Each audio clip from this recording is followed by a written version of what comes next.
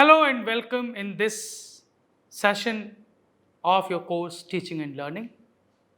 I am Dr. Gaurav Singh, your course instructor, and today I am going to talk about a very important topic: reflection, practices, and approaches.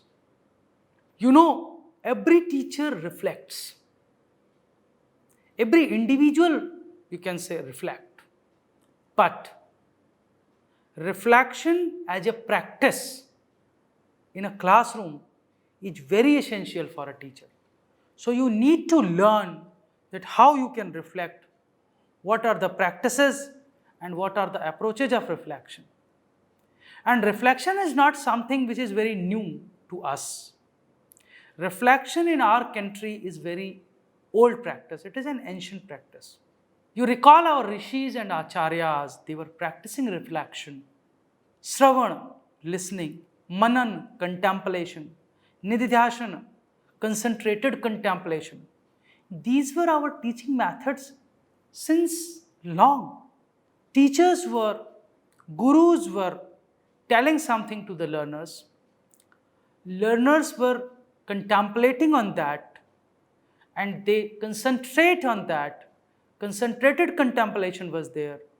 They tried to find out what was the meaning of the teacher or what was the meaning of the guru when guru told me this sloka or this statement.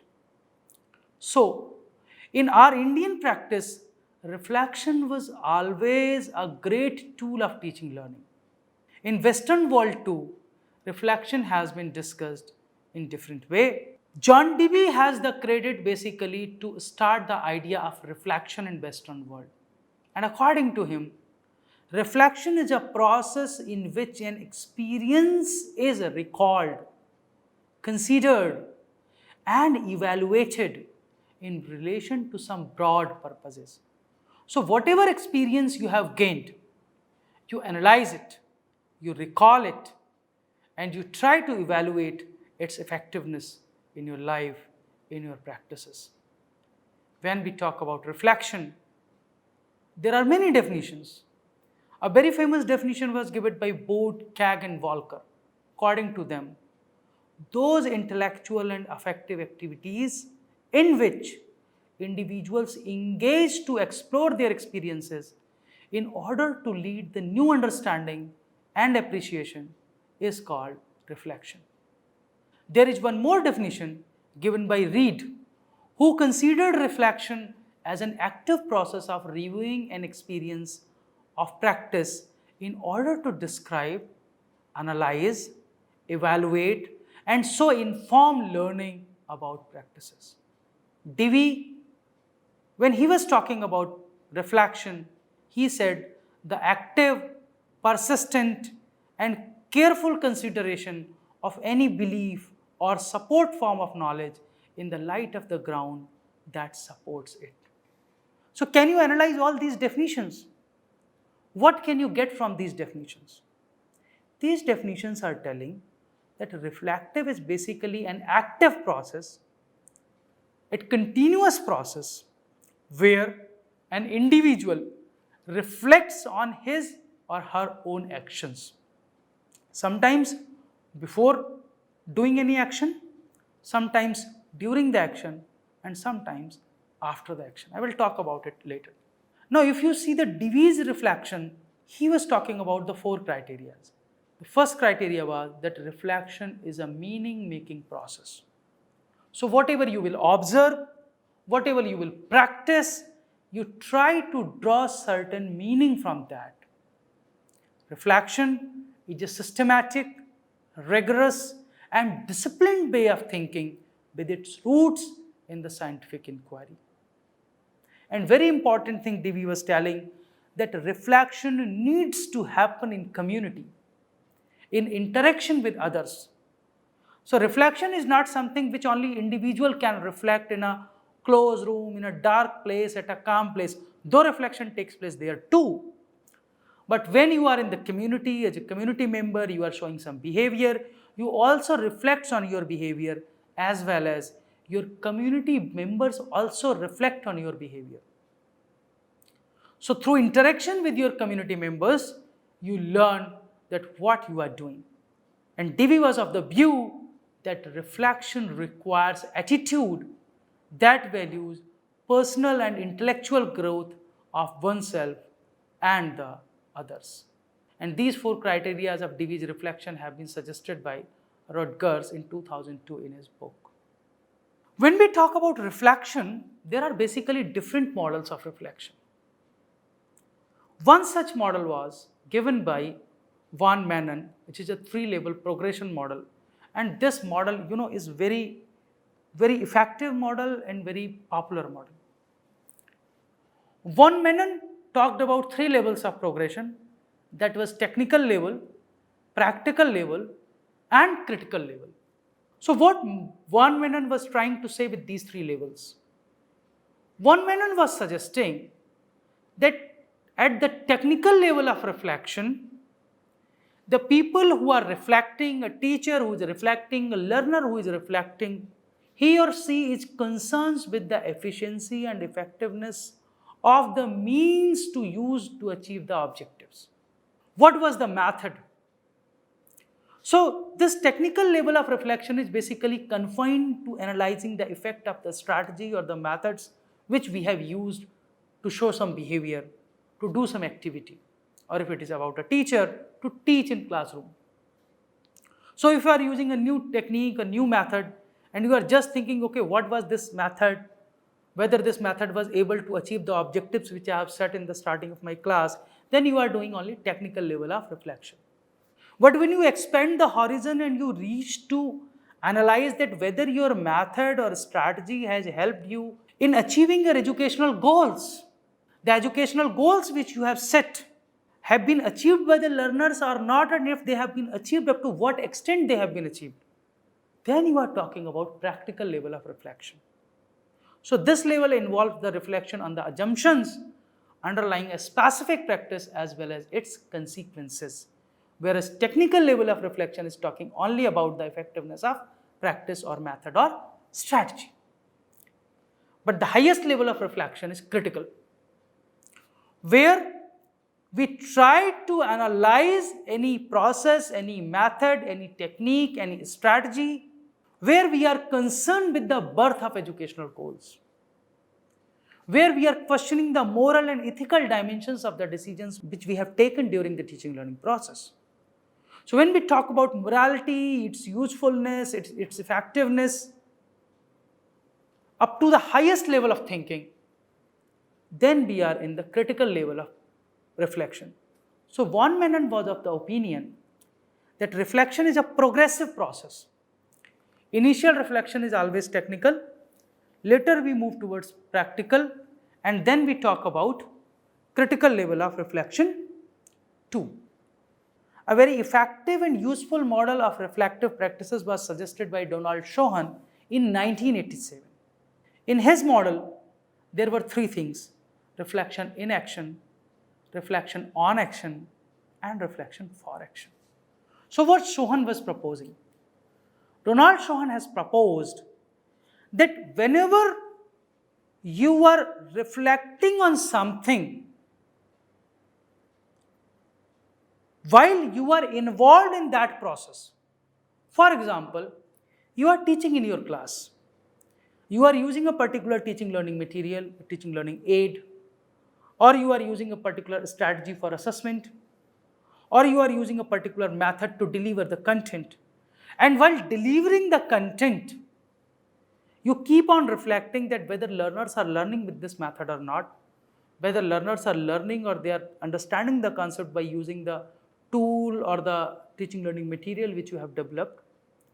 And if you found that no, students are not learning, they are not taking interest, you immediately adjust your teaching learning. Either you change the method, you use certain more examples, or you try to adjust it. So that is called reflection in action. Means while teaching, you are reflecting how you are teaching. So you not only teach, but you also continuously think that how I am teaching, how my learners are learning, whether they are learning in the expected way or not. That comes reflection on action. This is kind of a retrospective process. Means after taking your class, after coming out from your class, you try to analyze how my class was, whether I was able to achieve the objectives which I have set in the starting of my class or not. When you try to analyze critically and evaluate critically your actions which you have already taken, that is called reflection on action. And Sohan has suggested one more reflection called reflection for action. So what is in it? Sohan was of the opinion that teachers also reflect, or practitioners also reflect before the action. So suppose you are going to teach a particular topic with a particular method or with a specific teaching learning material, you try to reflect whether this material or this teaching aid will be effective or not. Which method is most suitable to deliver a particular topic or particular content. So when you reflect before going into the class, you focus on desired learning outcomes, kind of a futuristic reflection to ensure the responsibility and accountability for the decision that a teacher make. That is called reflection for action. So it is again a very effective model. Then Von Meeden improved his 3-layered progressive model with the help of Taggart and Bilson in 1998, and that model is famous with the name of 3-layered reflective thinking model. The 3 layers are dialectic, contextual, and technical. What is new in this model? If you talk about the technical reflection, it is the same like the Von Meeden's original 3-step progression model, that it is the simple description of the observation. What I have taught, whether learners learn, whether they were active, they were answering my questions. So you focus on behavior, on content, or the skills from the past experiences or theories. It is basically a task-oriented view of teaching competencies as meeting a set of objectives. So to explain such kind of reflections, you use very appropriate educational vocabulary, that in today's class, I was able to achieve this. I used this teaching method effectively. My learners were nodding their heads properly. They were able to answer the questions which have been asked by me at the end of the class. So it means my class was effective and it has achieved its goal. So that is called technical reflection. But the next level was the contextual reflection. The method which you have used may have been used by many. It may be in the teaching learning textbooks or teaching learning manuals. But how you contextualize it? What are the problems which have emerged during your class, which were unique or contextual or thus that context specific, and how you dealt with them? How you related the theory which you were teaching with the practice? Whether you have used any alternative model to adjust your teaching learning during the teaching or not. So such kind of contextual reflection means what happened during the teaching learning. In that particular context, when you reflect on that, that is called contextual reflection. Then the third is dialectical reflection. In dialectical reflection, there are many questioning practices which are very systematic. People suggest alternative and competing theories. They reflect on decisions and consequences during the course of action. People bring moral, ethical, and social political issues for discussion. So in this model, all these things happens. So this is again a very effective model of reflection. Then there was a very famous cycle known as Gibbs reflective cycle. I have given its picture here. So actually, it starts with experiences, but it is explaining how reflection takes place. So first, you experience something which has happened in your class. Then when something has happened, how do you feel? Then you try to analyze what kind of feeling that was. You try to evaluate it, whether it was good or bad about that situation. Then you try to analyze why it has happened. What was the reason? What were the possible solutions? Then when you start thinking about the solutions, you come at the conclusion stage that what else you could have done, how you must have dealt with that situation has emerged at that time in your class or the experience which you have experienced. Then you decide about action plan, that if it happen in future, if it will happen in next time, what I will do.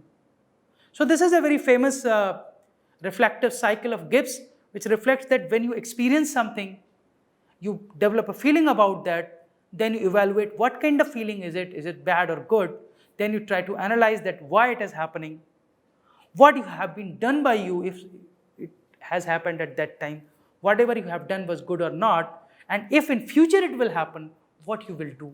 So in this way you reflect on any situation. There is another one more important model of reflection is given by Atkins and Murphy. This Atkins and Murphy model was proposed in 1993, and in this model it starts with identify any learning situation on which you need to reflect. What has happened? What was the situation which had occurred? Then you try to analyze that have you felt any discomfort or action, or have you gained any different experience during that. That is called awareness. And if it has happened, then you try to describe it. What were the features? What were the feelings, thoughts? What has developed in your mind at that time? Then you try to analyze why it has happened. You identify and challenge the assumptions. You imagine and explore the alternatives. Then you try to evaluate the relevance of the knowledge. That what has happened and what you have done was appropriate or not.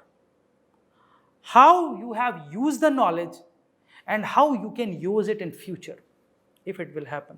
So it is again a model of reflection.